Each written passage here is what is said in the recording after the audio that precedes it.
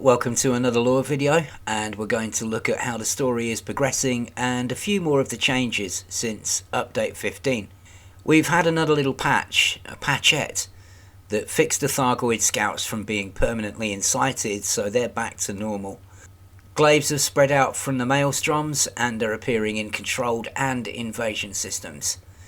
A community goal has just ended, which has produced technology to further analyse the Titan ships and find more things on them for people to take samples from.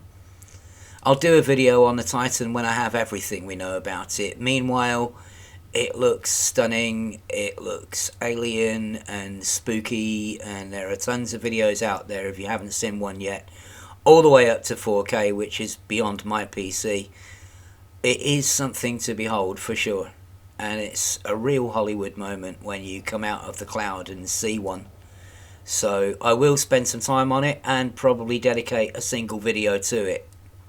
To get there in the first place, you need to unlock a neutralizer first, and for that you need various things, starting with a Grelic.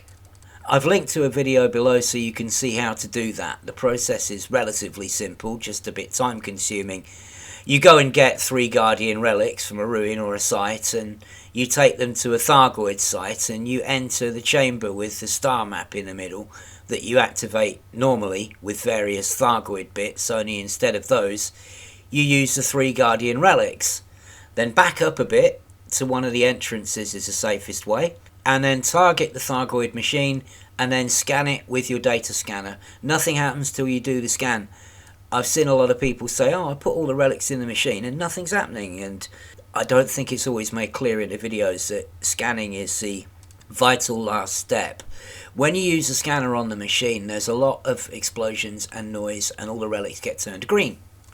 They are now unclassified relics, or Grelics, or pickles, or whatever else you want to call them, and you need one of them for every Thargoid pulse neutralizer that you want to unlock.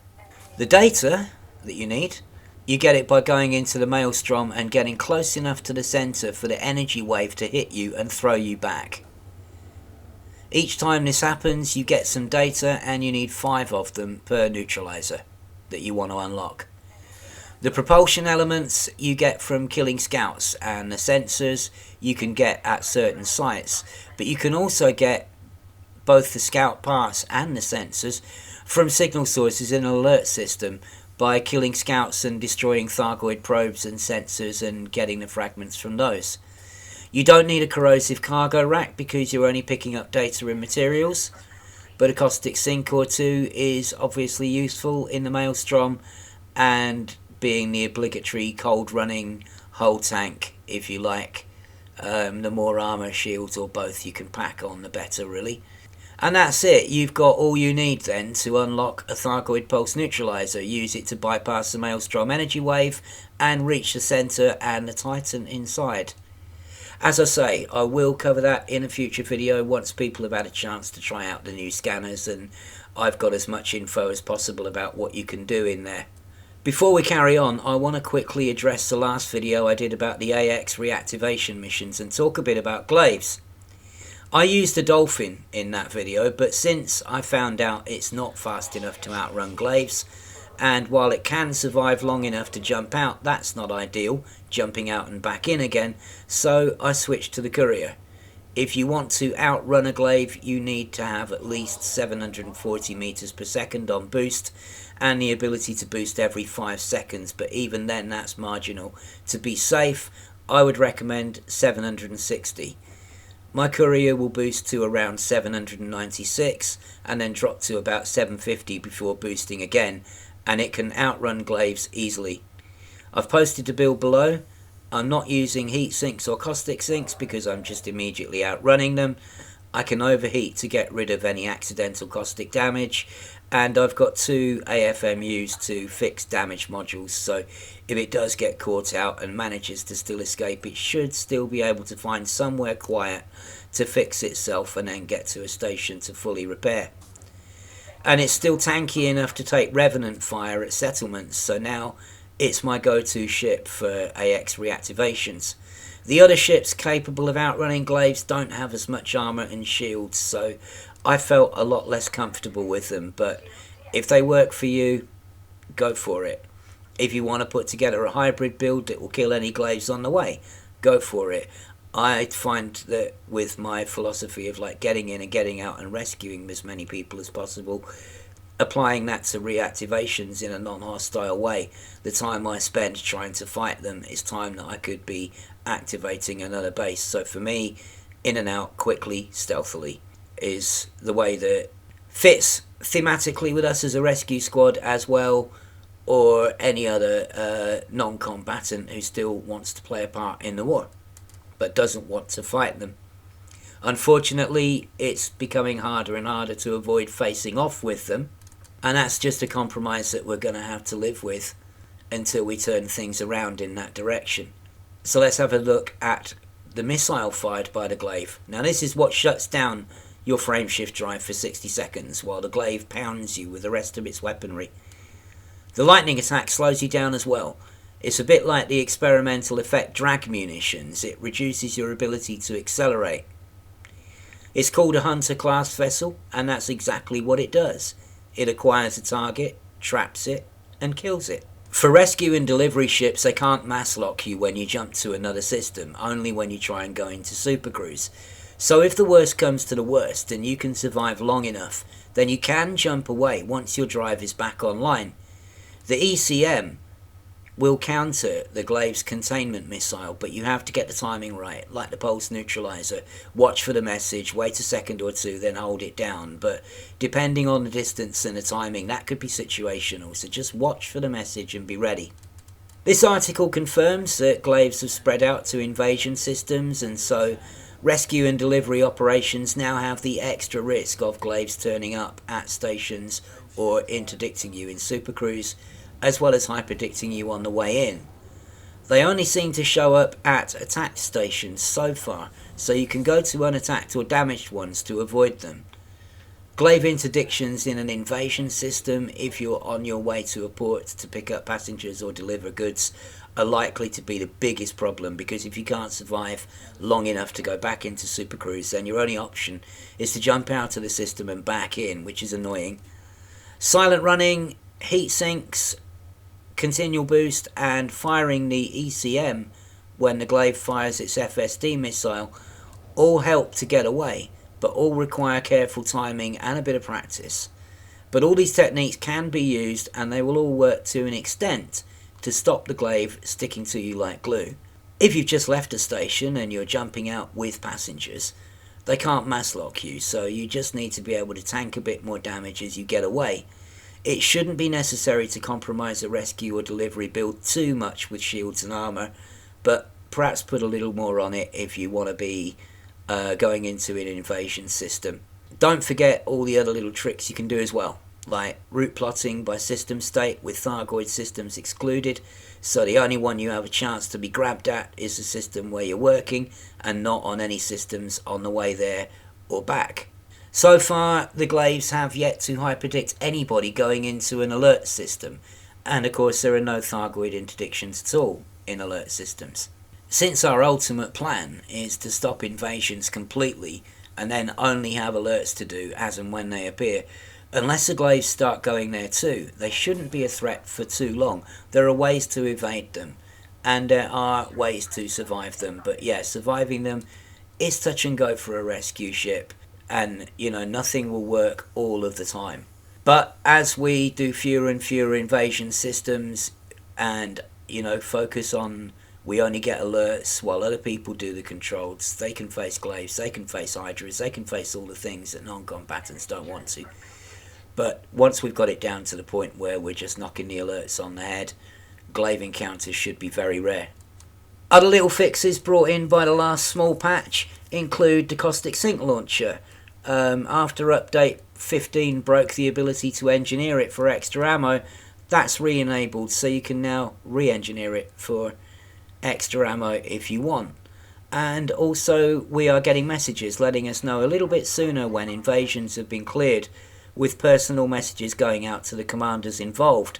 Often we've done more than is needed to clear them, at times up to 30% more, which is almost what gets taken off the progress of a system every week. So the sooner such effort can be redirected, the better, and one of the problems has been the slowness of the system updating. This war machine was sold to us as reacting in real time, but in reality it updates sporadically at what seems to be a random number of times per hour, sometimes after 10 minutes, sometimes after half an hour or longer. This has been especially problematic when doing tests, so anything that informs us sooner rather than later is a good thing. And this is only invasions getting these messages, not alerts and controls, as far as I know. Hopefully they'll get similar treatment so that all those tissue samplers won't be ripping off more bits of Thargoid than they need. Since update 15, the journal now shows system progress as a decimal, which is allowing us to further pin down how much each activity is worth when it comes to moving the progress bar. We now have the tools to work out the effects of factors like distance from the maelstrom, the value of each job, the bonuses awarded for completing missions, as long as we can find isolated systems for testing, or where any random players there can be made statistically irrelevant by strength of numbers. On Tuesday the 23rd, this message was received by all commanders, and it's a message from Aegis. You get them as discovered logs in your inbox, and they're voice acted, so let's have a listen.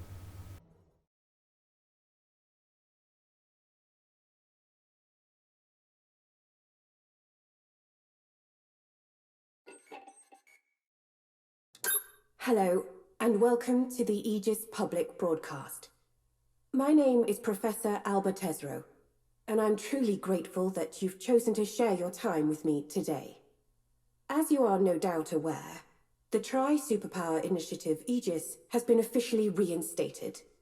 It has two primary objectives. Firstly, to increase our understanding of the Thargoid race. Secondly, to develop new technology for military and research purposes. Over the years, Aegis has enjoyed plenty of support from across the core systems, which was, and is, greatly appreciated. But the reasons why the Aegis project closed last year should be addressed honestly. Only through recognizing the mistakes of the past can we achieve success in the future. We acknowledge claims of mismanagement towards the end of Aegis's first era. I regret the lack of clear achievements in recent years too. Therefore, our bureaucratic departments and approval processes have been streamlined. I have been given assurances that Aegis can act boldly in response to Thargoid threats. Research projects deemed a priority by Aegis staff can begin without waiting for superpower approval. The new Aegis has established guidelines to limit the reliance on independent pilots. While these selfless individuals have vital roles to play, they should work alongside Aegis rather than for it. Mistakes were made, and now we must rectify them. Other tragic events were deliberately engineered by outside forces. I have demanded vigilance against those who would undermine the Aegis project a second time. Overall, Aegis delivered many successes with help from Allied, Federal, and Imperial experts. Now is the time to prove once again that we can achieve more, together.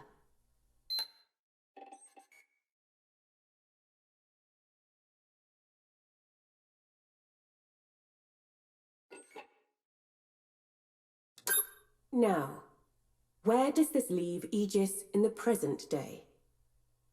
I am delighted at the opportunity to work alongside each superpower's delegation to the Aegis project. The Alliance has provided Deputy Prime Minister Angela Corcoran. The Federation has pledged the expertise of Congressman Tom Gillespie, and we are honored to have Princess Aisling Duval representing the Empire's interests. Our first piece of new technology was delivered soon after Aegis's return. The Caustic Sync launcher is available to pilots, extending ship operation time in dangerous areas.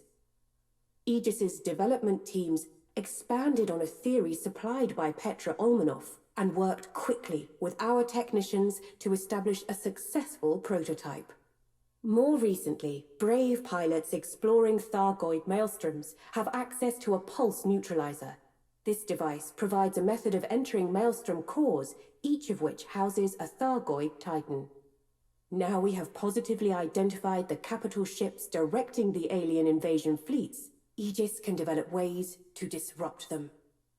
It has always been my belief that Aegis is a science initiative first, and a military research program second.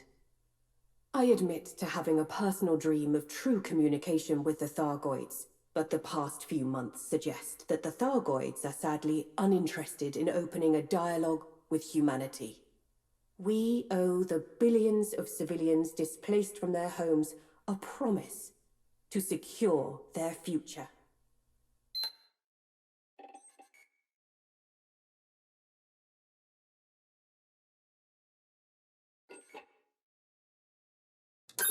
And so, we look to the challenges ahead. What can Aegis provide to ensure victory against the Thargoid invasion fleet?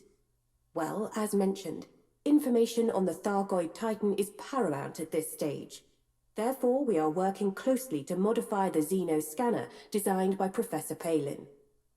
Aegis technicians are seeking ways to adapt this design to provide meaningful data on the Titan. I'm confident we'll announce further details soon. Reports of new Thargoid craft, both in space and on planet surfaces, have been verified by our analysts. Thargoid tactics in this invasion are new, such as supercruise interdictions or the sustained occupation of human systems. The danger is evolving, and Aegis must focus on anticipating further developments before our forces are caught by surprise. Finally, to commanders of the Pilots Federation, on behalf of every single member of the Aegis family, I offer both gratitude and respect. Your commitment and skill in fighting to keep humanity safe from Thargoid aggression means so very much. I cannot overstate your importance in this conflict. Thank you, all. Aegis represents unity in the face of adversity. All three superpowers have pledged to that ideal, and it is together that we will win this conflict. I look forward with determination and hope.